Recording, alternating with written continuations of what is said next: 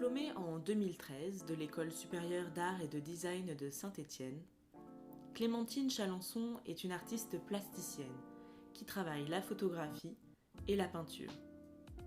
Souvent de petits formats, ses œuvres nous transportent dans des univers paisibles où figuration et abstraction se rejoignent.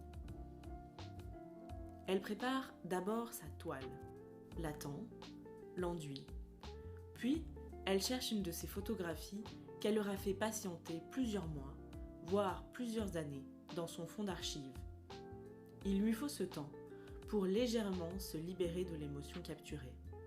C'est une lecture plus froide qui permet aussi de se détacher d'un souvenir du cadre environnant.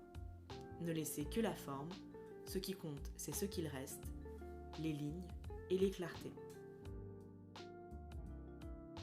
Ces photographies parfois recadrées, l'artiste entreprend ensuite des peintures à l'huile qui ne sont pourtant pas des restitutions exactes des images.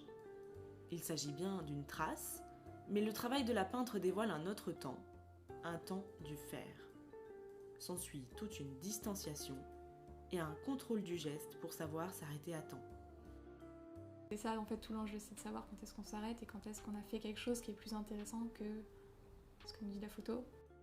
À l'image de la perception intuitive énoncée dans les Marginalia d'Edgar Allan Poe, l'artiste cherche à saisir les objets de manière furtive, plutôt que d'apporter une observation exacte. Ses œuvres ne sont pas hyper réalistes et ne cherchent pas à retranscrire une vérité de l'image, mais plutôt une vue globale.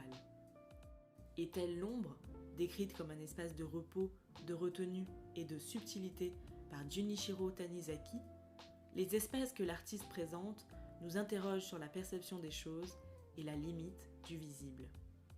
Il est bien possible de reconnaître sans que cela soit distinct. Animés par les gestes perceptibles des peintures de Raoul de Keyser et de Gilles Ayot, les réécritures poétiquement imprécises de Clémentine Chalençon questionnent. Que peindre ? Et surtout, pourquoi ? Le plaisir de peindre, ça s'étend au-delà de la fidélité à ce qu'on essaie de représenter ou de faire. Ces photographies deviendraient des prétextes pour avoir le plaisir à appliquer les coups de pinceau. Dans son diptyque From Dusk Till Dawn, Sleepless Nights, l'écume heurtant la digue vient dialoguer avec une île lointaine. Pour une toile, il s'agit du crépuscule, pour l'autre, l'aube. Avec une lumière variant du noir au bleu, l'artiste nous laisse entrevoir les bords de la nuit. Réalisée lors de sa dernière résidence à Saint-Jacques-de-la-Mer, cette mise en objet représente bien l'essence du travail de l'artiste, qui restait insatisfaite de l'image incomplète de ses photographies. Il fallait peindre le souvenir pour apporter geste et épaisseur à l'instant.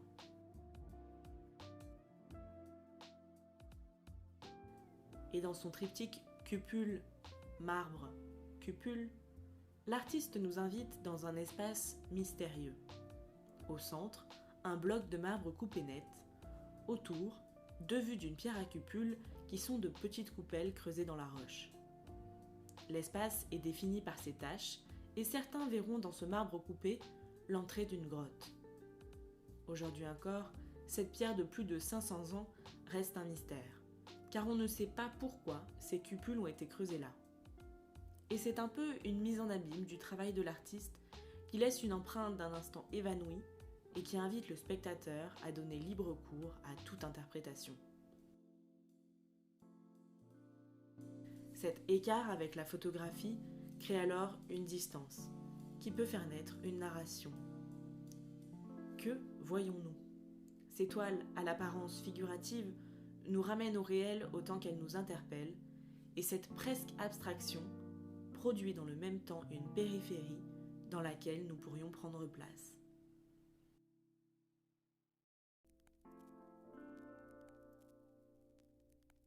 Ces œuvres dialogueront prochainement à la Serre de Saint-Étienne pour l'exposition À l'ombre les mains vides du 26 février au 3 avril 2021.